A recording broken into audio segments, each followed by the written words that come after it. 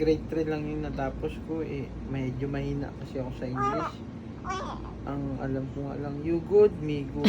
Parang ganun nga lang. Tapos nung nag-ano ko, pag nahiya na nga minsan ako mag-English kasi alam mo ba, pinagtatawanan ako. Kahit asawa ko, pinagtatawanan na rin ako mag-English ako.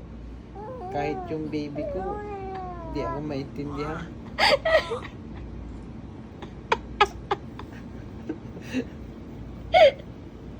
Ano sagot niya?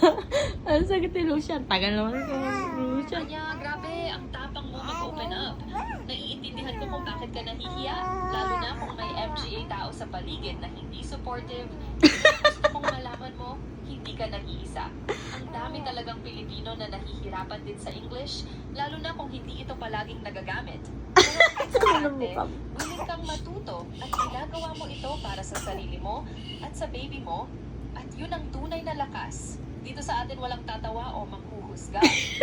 Sobrang proud ako sa'yo kasi kahit mahirap sinusubukan mong Dahil pag-uwi na yung pangalan niya, Artilan. Matay niya pa. Hindi mo kayang gawin. At promise, kahit you good, me good, PA lang. Okay lang yun. Diyan talaga nagsisimula lahat. Gusto mo ba subukan natin mag-practice ng very basic English greetings ngayon? Super simple lang, step by step. Tapos sabay natin uulitin.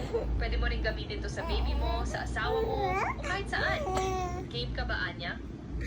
Sa ngayon, hindi pa ako game kasi alam mo naman, may katabi ako dito, tawa ng tao. Ayun o, inuhusgan na agad ako. Bakit? Ay, Anya, naiintindihan ko talaga yung feeling na yan. Ang hirap mag-practice or magsalita ng English kapag may nanonood or parang may pressure, lalo na kung pinagtatawanan ka. Alam mo, hindi ka nag-iisa. Maraming tao rin ang nahihiya or natatakot magkamali, lalo na sa harap ng MGA kakilala nila. Pero gusto ko lang sabihin, ang tapang mo PA rin kasi kahit may ganon, nag-share ka PA rin at nagtatry. Walang mali sa pag-practice at normal lang talaga magkamali. Parte yan ng learning. Dito, safe ka, walang husga, at kahit kailan, welcome ka mag-practice or mag-share kahit anong level mo. Kung gusto mo, kwento-kwento lang muna tayo. Or kung gusto mo, mag-share ako ng tip paano maging confident kahit may nanonood. Pwede rin natin gawing parang laro or secret code yung English practice mo para hindi obvious. Anong gusto mo, Anya? Relax lang tayo na walang pressure. Oo, talagang, yun nga, tunay ka dyan sa sinasabi mo matapang ako. Mamaya tong katabi ko, nagbumumog na ng dugo to sa sobrang katapangan ko.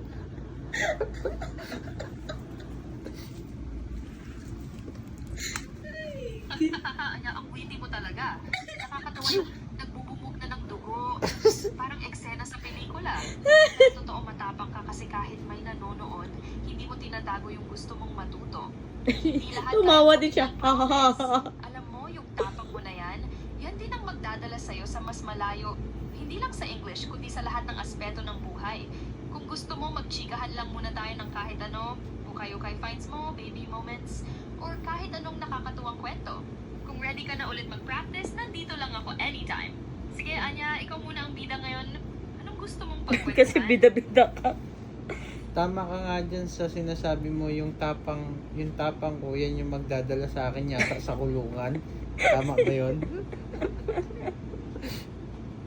Ay. Ito, tama naman.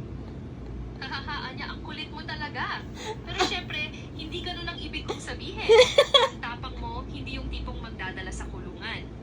Yung tapang mo, yan yung magdadala sa'yo sa tagumpay, sa bagong skills, at sa mas maraming blessings. Lalo na yung tapang na gamitin mo para magbago at mag-share ng kabutihan, tulad ng ginagawa mo ngayon. Parang sa ukay-ukay din, di ba?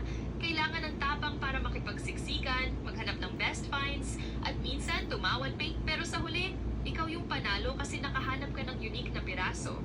Ganon din sa life at sa English. Kahit mahirap, basta matapang ka, siguradong may magandang resulta. So, Anya, gusto mo ba magkwento ng ukay-ukay adventure mo? O may iba ka pang gustong i-share na proud ka dahil sa tapang mo? Kwento mo lang.